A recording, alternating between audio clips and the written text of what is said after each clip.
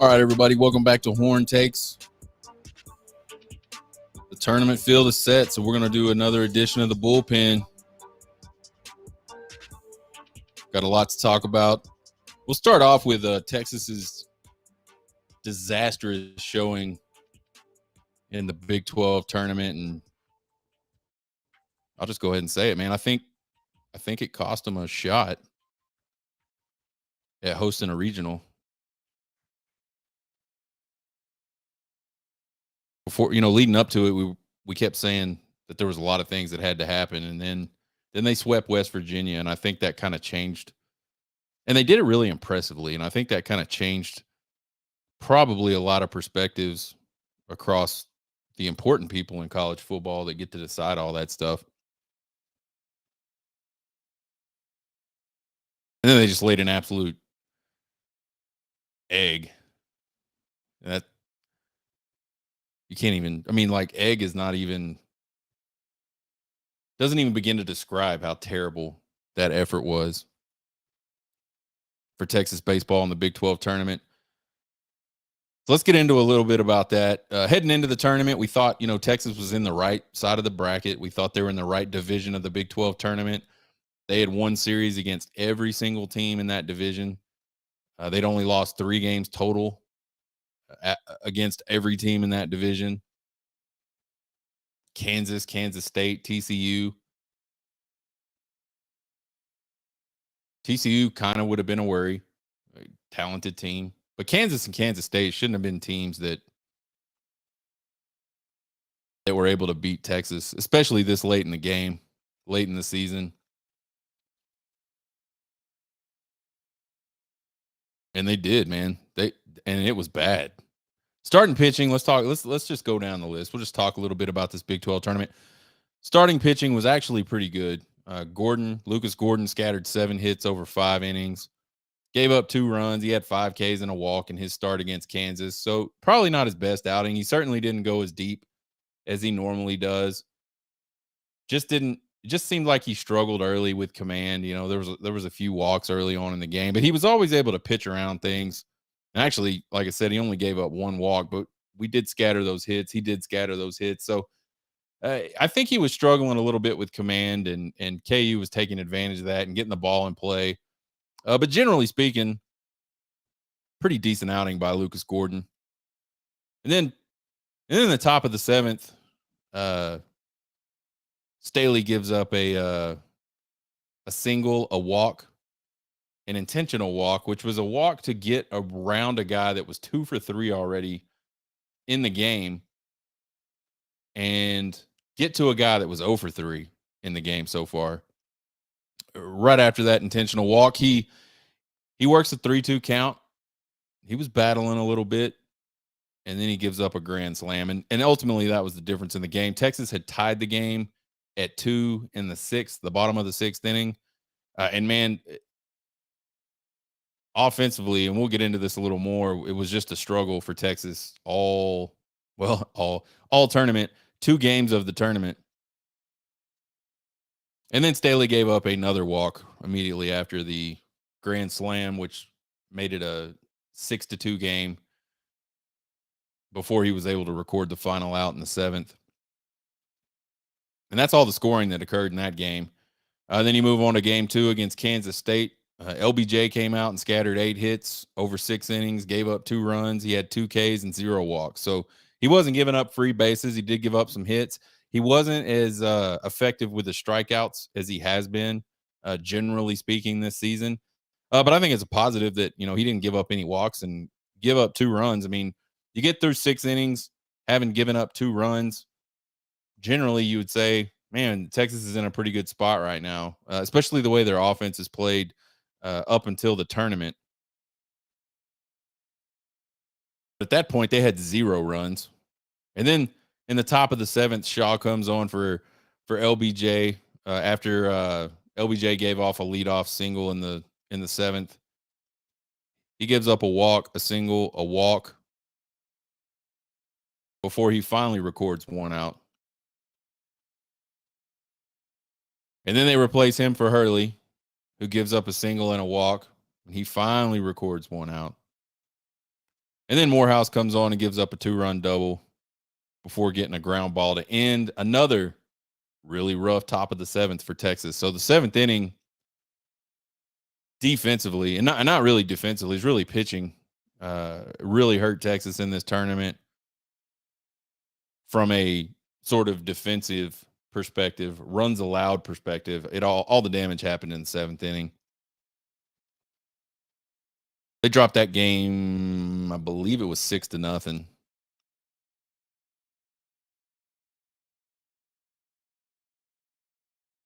The offense. So again, story of the season.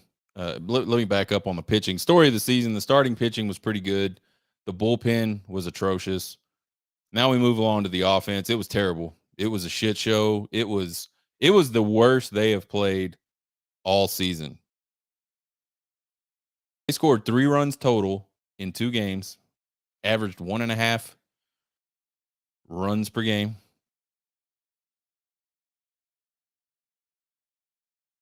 Two of those runs were solo shots by Jack O'Dowd in game 1. They only scored, so they did score a run in the second game. The top 6 hitters, and this is a, if you've been listening to the show or seen some clips on TikTok or anything like that, this is where you'll really understand what went wrong. The top 6 hitters for Texas all year long, and especially late, like this last third of the season, have just been killing it. And when they haven't killed it as a group, there's always been some guys kind of step up and provide some offense. So we've seen them run the gamut of every last one of them is mashing the ball to maybe a few of them are struggling, but the other few continue to pick them up, continue to be hot. And it's different guys every week, different guys every game that play either one of those roles. To in this tournament, just absolutely being useless. They went 5 for 45, which is 111, with 1 RBI through 2 games against 2 of the worst teams in the Big 12. And they only had 1 hit as a group in the elimination game against Kansas State. Struck out 8 times in game 2, again, an elimination game. 9 total for the tournament. And the team average for the whole tournament, the entire team average for the whole tournament was 137. So the top 6 hitters, these guys that are all hitting over 300, some of them close to 400, managed to hit below a really terrible team average of 137 through 2 games. 11 hits total for Texas hitters in 2 games and 21 Ks total for the teams. That's pretty rough. That's over 10 a game. It's not good. So the offense really, really let Texas down. I mean, I think both of those games were winnable despite the bullpen doing what the bullpen's been doing lately and melting down, giving up leads or giving up runs late in games. I think if the offense would have showed up at all, then they might have had a chance in those 2 games.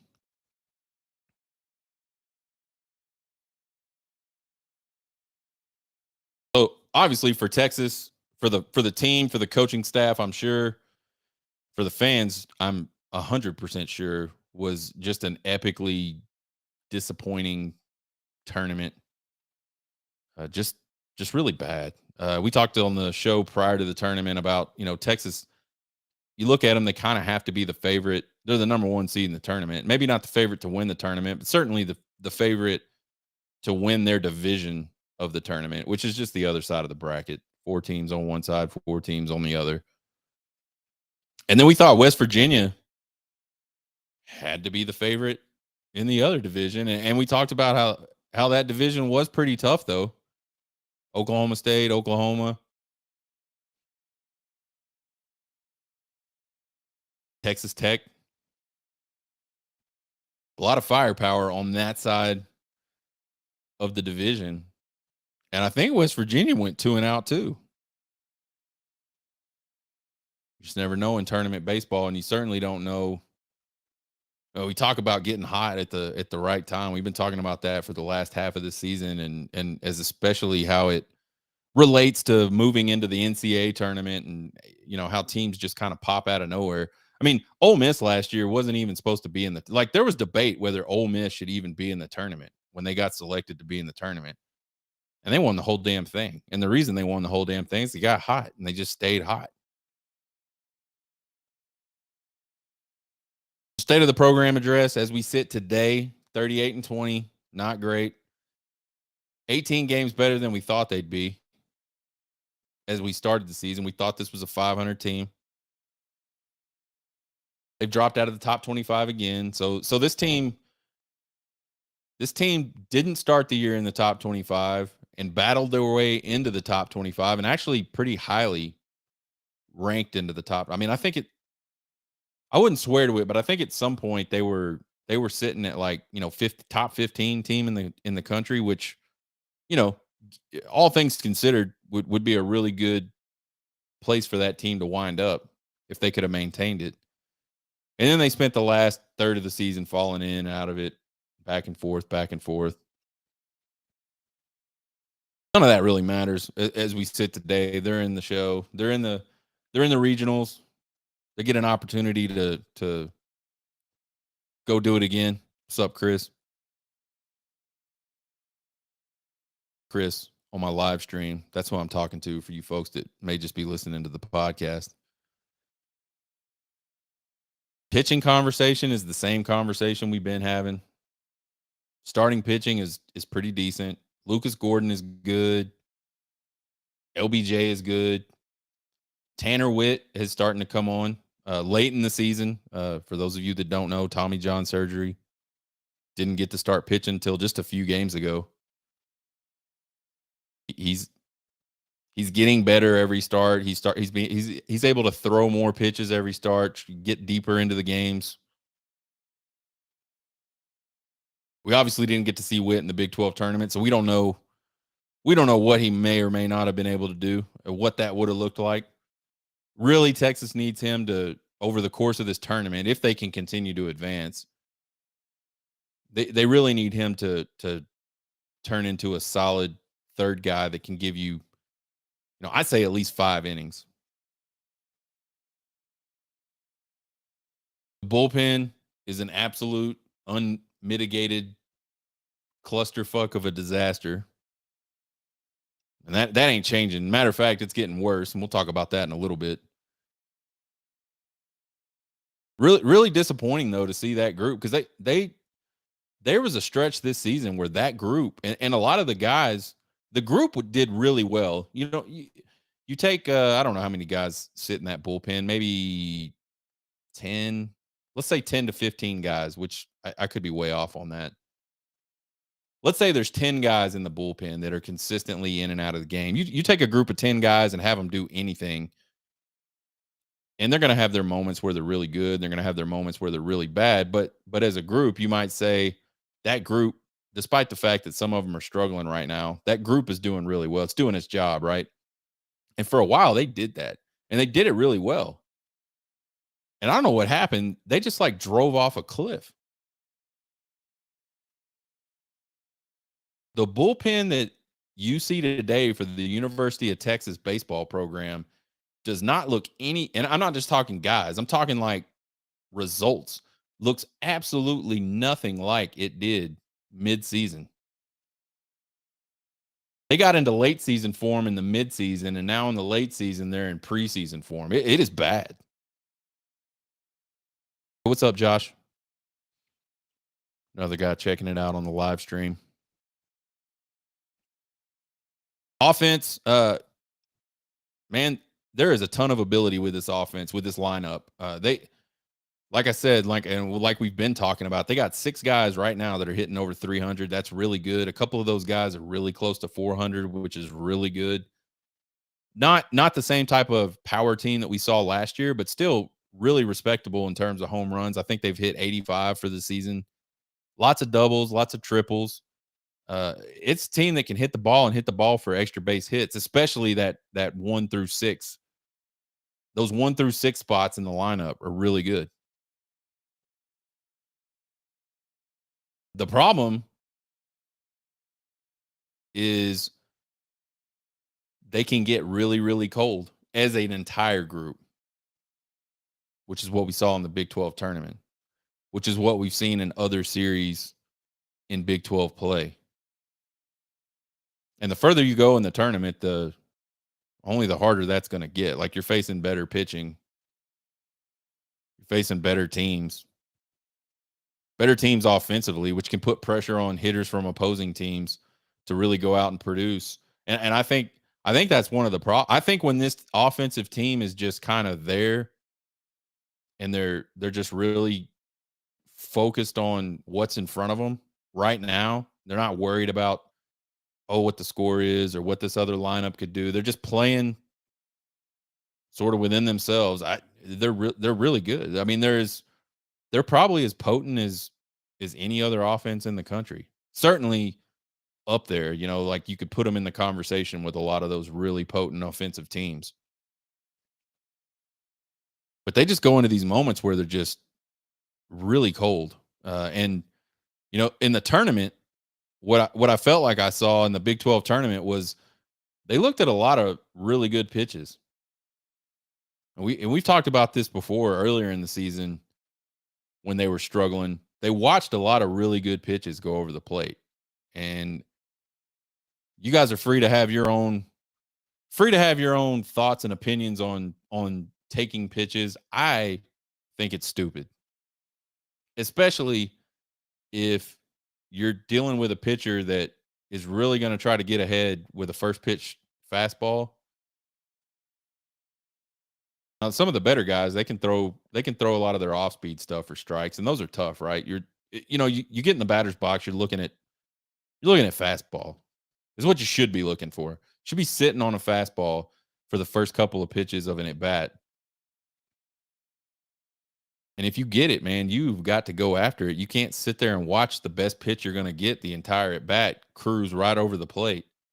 And then you got to start battling off a bunch of junk. And then, at that point, it becomes like a mind game with the pitcher. And he's in a mind game with you, trying to make you guess wrong. And you're trying to put him in a position where you think he's got to throw you another fastball now because the count is what it is, whatever it is. I don't know if that's something that's coached or if it's just, them being timid because of the situation. I don't know. Whatever it is, they need to fix that because that's going to bite them in the ass. If I know you're just going to watch the first pitch, I'm going to groove the first pitch and I'm going to get ahead of you 1-0 or 0-1. The one bright spot for the offense right now, really, I mean, and this was like, besides O'Dowd's 2 solo shots, and one of them was an absolute blast. I mean, he put that thing over the center field wall. It was a good shot. That's a big field at Globe Life. I think it's 370 down the line, 410. No, excuse me. It's 370 in the power alleys, and it's 410 in center field. And I think down the lines, you're looking at 330 to 345, just depending on what part of the park you're looking at. I don't think it's completely symmetrical. Anyways, the shot he hit to center field was a blast. Besides those two things, really, Dylan Campbell's extending his 35 game hitting streak was like sort of the big positive note for the offense. That's how pathetic the offense was the last 2 games. Definitely got to fix that. They got to be more competitive at the plate. They got to have more competitive at bats. And now we talked about this a little bit a show ago about injuries. Texas really hasn't had to deal with a lot of injuries this year outside of Tanner Witts, but that's an injury. That's a different circumstance, in my opinion. You knew coming into the season you weren't going to have Tanner Witt. It's not like you had him and then you lost him.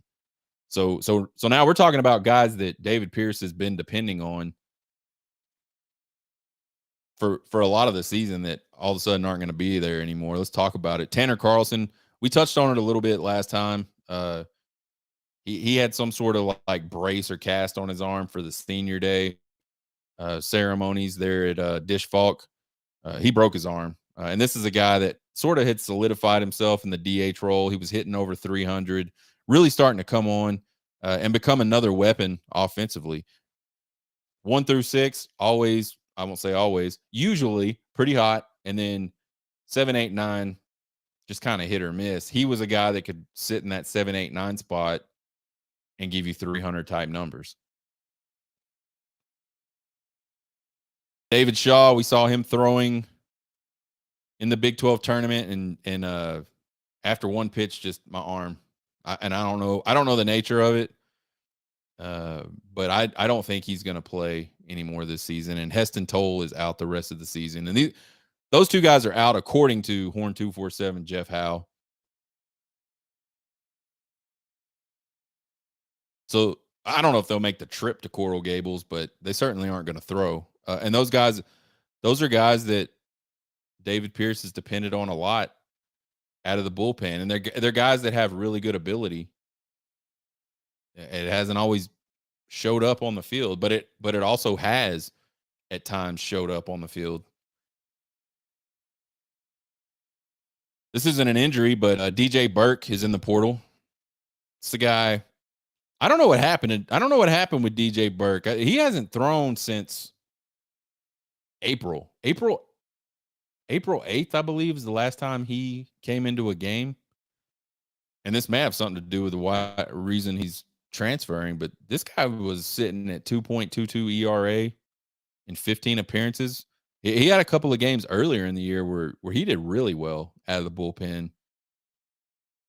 He's already in the portal, so he's not going to make the trip. So you got a shitty bullpen that's really struggling to find guys that can throw strikes consistently, keep the ball in the park, keep the ball out of the power alleys. And now 3 of those guys are gone. Won't play in the NCAA tournament. So I think at this point, as we head into the regional, you got to ask yourself, what could this team possibly do to advance out of this regional? Which is the goal, right? They're there to advance, and they're there to try to figure out a way to wind up in Omaha, right? Well, I think the biggest question is, offensive rhythm. Can they get into an offensive, and they do not need to be 22 runs a game like we've seen them this year a couple times. They don't need to do that. I think they consistently need to be anywhere between 6, 7 runs and 10 runs a game for them to realistically have a shot to advance to Omaha. And let's just forget that talk. Let's forget that discussion. Let's just talk about this regional. Same thing. They're going to have to score some runs. So can that group of 6 that we've seen just absolutely go on tears and then absolutely not do shit, can they just be consistent? And can we just get some guys to step up throughout the course of a game, get some timely hits, get some balls over the fence? That's the question. And the answer is I don't have a freaking clue what we're going to see out of this group. I think the Coral Gables regional doesn't have a lot of great pitching in it anywhere.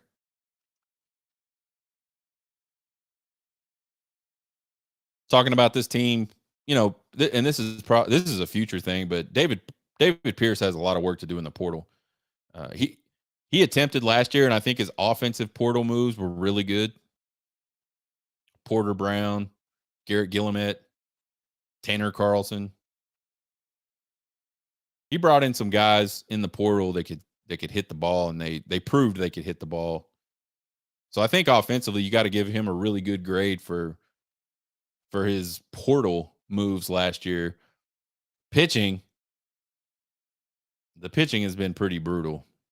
There at times some of those guys have produced really well, but on the whole, they just haven't been a group that has done well, and uh,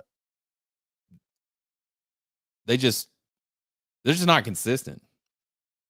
And now they're getting consistent, but it's consistently bad, and it's been that way for I don't know, probably the last 3 series of the season, and then certainly this Big 12 tournament. But I think David Pierce has got to find a shortstop because I still don't think Mitchell Daly is the answer there. He's gonna have to possibly find a lot of outfielders because some of those guys are probably not coming back. Eric Kennedy is definitely not coming back. Dylan Campbell may not be coming back. Porter Brown may not be coming back. Yeah, I mean, there's the potential that he loses the entire outfield. So he's got to go find some outfielders. And I don't know what the recruiting class looks like. Baseball recruiting is really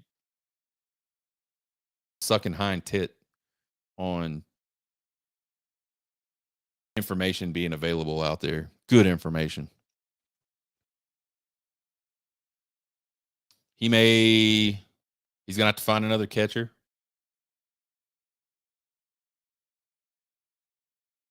Ryan Galvan is a freshman, pretty good defensively, has shown sparks offensively. And maybe he settles in, maybe with a year of experience under his belt, he settles in and he can become that kind of guy that Garrett Gilliam became this year, both offensively and defensively. But either way, he's gonna have to find one for depth.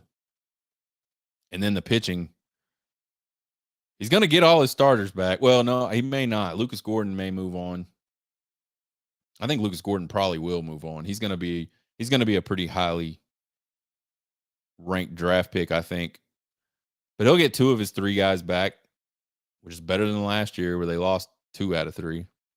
But he's got to figure out something with the bullpen. He's got to get some more consistency and some guys he can depend on and put them into certain roles and say, this is what you're going to be for us. He still hasn't figured that out. And I don't think it's totally his fault. Like, I don't think he's just mixing things up to mix things up. I think he just is really kind of at a loss. What can I do with what I've got? But then you go back to it, and ultimately that's his problem. He's the one that brought all those guys in. He's the one that said, these are the guys I need to be successful at the University of Texas. And it just hasn't worked out. So he's got a pretty steep. I think he's got just as steep of an uphill battle with getting that roster rebuilt this year as he did last year. And it's really tough to it's tough to compete if you don't have any kind of continuity and if you're constantly having to rebuild things. It certainly isn't a recipe for success. So let's talk about this Coral Gables regional a little bit. Let's set it up. Texas, their 62nd tournament appearance. That is nuts. There's been 76 tournaments, and they've been in it 62 times. This is a team we talked on the show a few weeks ago about just like if you sit down and do the numbers, how amazing it is how many times Texas has been to the College World Series. And I couldn't remember the percentage. They've reached the College World Series 38 times. That's 62% of the times they've been in the tournament.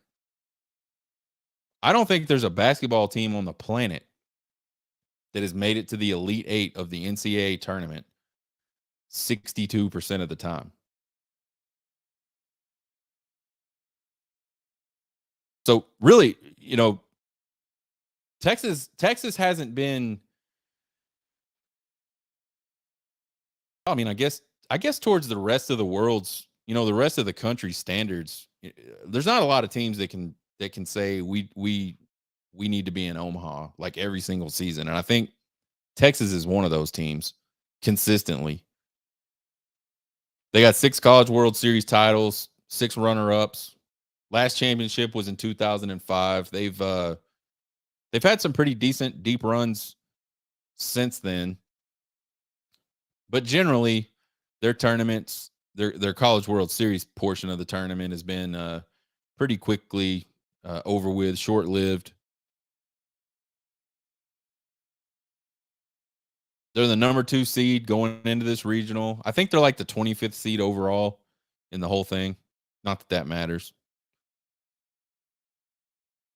So first game up tomorrow afternoon, 1:00. They play the Louisiana Raging Cajuns. I don't know a lot about this team. They're 40-22, so they've got a good record. I was going back and kind of looking at their schedule, looking at some of the games they've played. They won a midweek over LSU back in April. LSU spent a whole hell of a lot of time sitting at number 1 this season. This team knocked out number 8 Coastal Carolina out of the Sun Belt tournament in back-to-back elimination games for them. I believe Coastal Carolina is hosting a regional, and if they advance, will host a super regional. You look at their numbers; they kind of resemble this Texas team. They've got a tad bit higher team ERA from a pitching perspective. Something that really surprised me. I feel like there was a Raging Cajun team, and maybe I'm getting my smaller Louisiana schools confused. But I felt like a few years ago there was a Raging Cajun baseball team that just absolutely massacred the baseball one season. And so I kind of just figured that this team was the same way. They're not. They've only hit 66 home runs this season, which is about 20 shy of what Texas has done. They do have more triples and more doubles than Texas, not by much either one of those areas. And they're fielding over 98%. So that's, I haven't looked. 98% is what Texas has hovered around all season long. And there was times where, Texas was in the top 20 in fielding percentage. So I imagine 98% will get you in the top 25 for fielding percentage. As we said, game 1 is tomorrow, 1:00. That game will be on ESPN Plus, but also Longhorn Network. Really important for Texas to win that first game. We heading into the Big 12 tournament, we said, man, you got to win the first game. Any tournament format, you got to win the first game. And then ideally you can win that second game.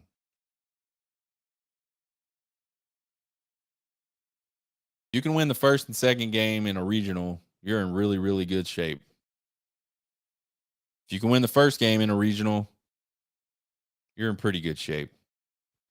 I think especially for this Texas team, though, it is very important that the offense shows up. It shows up early. It shows up in a big way, and they put their opponents to sleep before the 6th, 7th inning. Put them in a position where they mentally they don't think they can come back. Physically, it would be very hard for them to do all the right things to come back. That's what Texas is going to have to do for the rest of this season if they want to continue to play and hopefully end up in Omaha. Because they just don't have the pitching. They didn't have the pitching a week ago, and the pitching situation has gotten markedly worse for them. Look at the rest of this regional. You got Miami's the number 9 overall seed. They take on Maine at 6 p.m. tomorrow night. That's Central Time. Both of those times are Central, 1 p.m. Central and 6 p.m. Central. That's going to be on ESPN Plus, I'm sure. Miami's a 40-19 team. They finished second in the Coastal Division in the ACC. Clemson busted them up pretty bad. I think the score was 11-5 in the ACC tournament championship game. This team hits a lot of home runs. I don't remember the exact count. I think it's like 100 and close to 115 home runs, I believe Miami hit this year. But Miami kind of has, I wouldn't say it's Miami's another one of those teams that you look at over the course of at least my lifetime, and you say, they've been to a lot of College World Series during that time. but they've struggled a lot lately to advance out of their own region and to advance out of super regionals. So they're definitely the kind of team that, although they have a really good record and their resume looks really good this year, they should win this regional. They just have kind of like that cloud hanging over them. Never know what might happen with Miami in the postseason. It, I mentioned earlier the pitching in this regional is not all that great, and Miami's, for being a team that's ranked ninth, the overall ninth seed in the tournament, they got a 5.12 team ERA. And you look at their starters, none of their starters have a really good ERA. There's a kid named Gage Zeal, and obviously I've not watched Miami all season. I just kind of went back to the last few series of the regular season, try to figure out, who their rotation was. And what I think I found was this Gage Zill kid is kind of their Friday night guy. He's a 4.61 ERA. Then you got Alejandro Rosario, who's 7.45 ERA, that I think pitched a lot of Saturday games for him, second games. Then you got Ronaldo Gallo, who's a 6.81 ERA guy that pitched a lot of third or Sunday games. They're getting a kid back named Carson Ligon. Not sure if I'm pronouncing that right. Ligon. That's the big talk for them, is they've got this guy back and available. What is his role going to be? He's a 4.25 ERA guy. The one guy that looks super impressive to me is their closer, Andrew Walters. He's a 1.08 ERA. I think in any game during this regional, if they can get to Walters with the lead, it's going to be pretty tough for whoever they're playing to eat into him. But overall, the pitching is not super impressive for Miami. So, there's not many teams this year that don't have like some pretty bad weaknesses. But I think one you definitely don't want to have heading into the postseason in college baseball is pitching problems.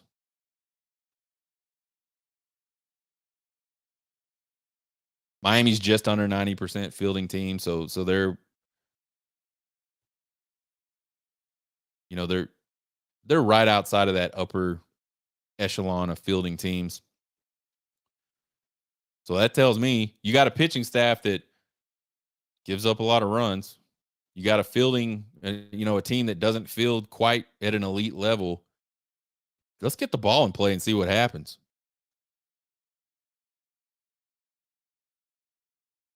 I don't really have any predictions because, man, I just feel like predictions are so. I feel like if you get a prediction right in this postseason baseball tournament, it was almost luck.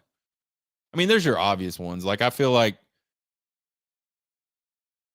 there's always obvious ones. Tennessee was obvious. Arkansas was obvious the last couple years. Neither one of those teams made it to Omaha in the obvious year where you go, they're going to do it. Like, they're going to make it to Omaha and they're going to be really tough to knock off for the national championship. 2 years in a row, those teams didn't even make it. So I don't think you can say there's obvious. Baseball is a funny game, and so I'm not going to make any predictions. I'll tell you what my gut tells me. My gut tells me that Texas is going to somehow figure out a way to be competitive in this regional, and they're going to somehow figure out a way to advance. This is what my gut tells me. And I'm not even sure why it's telling me that. I can't point to anything specific. I think it's like an opposite day thing. Like, they were really shitty the last time they played baseball. So what this Texas team's got these ups and downs all season. They're going to be really good this weekend. That's scientific, right? That's just what my gut. I'm not predicting that. I just have a feeling, man. We'll see what happens, obviously.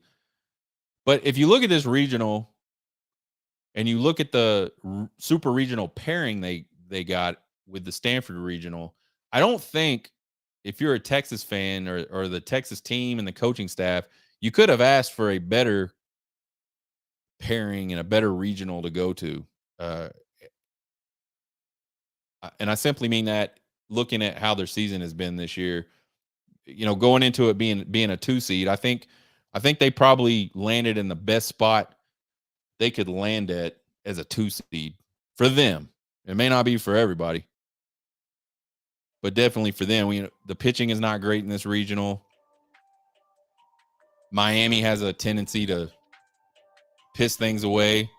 And I know we didn't talk about Maine, but honestly, I don't expect much from Maine. They're Maine. I expect Maine to be 2 and done.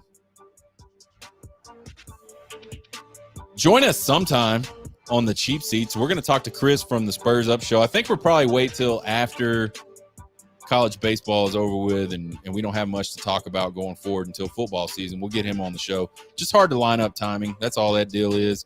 And then we'll obviously have a bullpen next weekend. We'll talk about whether Texas advanced to a super regional or didn't and why those things were the case. Subscribe to the podcast anywhere you listen to podcasts. If you don't want to do that, go to horntakespodcast.buzzsprout.com. You can find all the episodes there. This one will be up quick. Subscribe to the YouTube channel. You can find me on TikTok, Twitter, and Facebook at Horn Takes. You can email me at horntakespodcast@gmail.com. With all your comments, questions, concerns, and criticisms. I love them all. You guys have a good one. Hook 'em.